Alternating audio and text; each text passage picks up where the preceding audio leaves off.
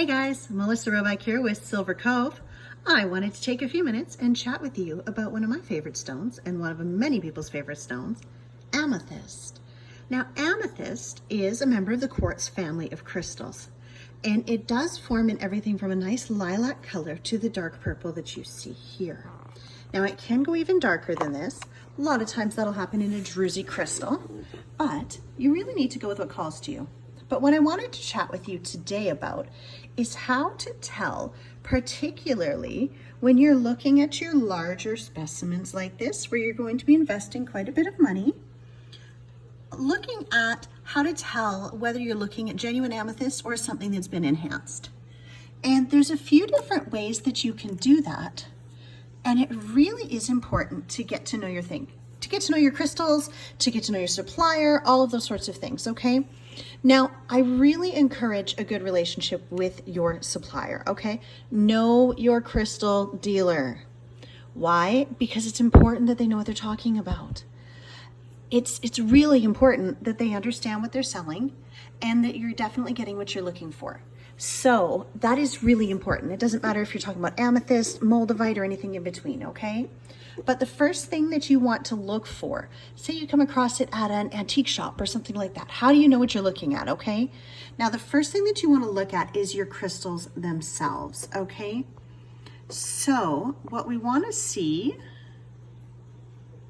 out of the gate, what we want to check on and see there is, do we have good clear crystals, okay? Or are they all really dark all the way to the tip? Amethyst traditionally does not grow purple all the way to the tip of the crystal, okay? It gets purple as it comes out to the top, maybe to the bottom. That's important, okay?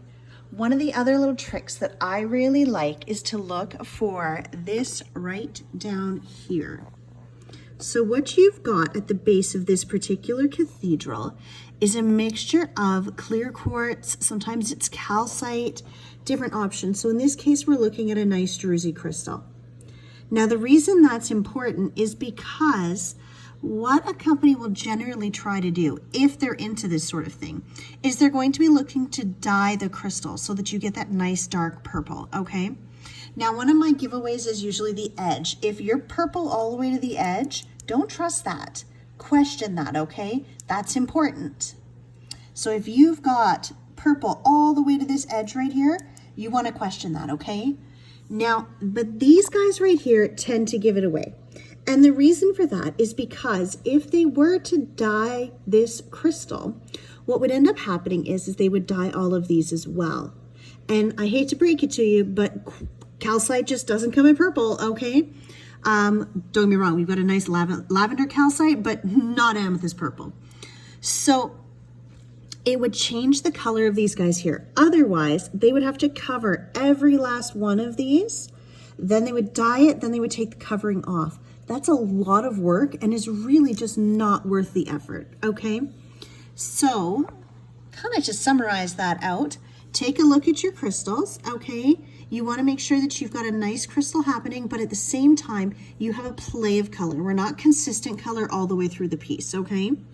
Take a look at the edge of your crystal. If your dark purple goes all the way to the back, question that. That's not normal, okay? And then look for your other mineral inclusions to see if they have color. If they've been dyed, if they have color, then you need to assume the whole rest of the piece is dyed as well, okay? I hope that answers your questions and enjoy your mineral search. Please make sure that you subscribe if you'd like more information in the future. Enjoy.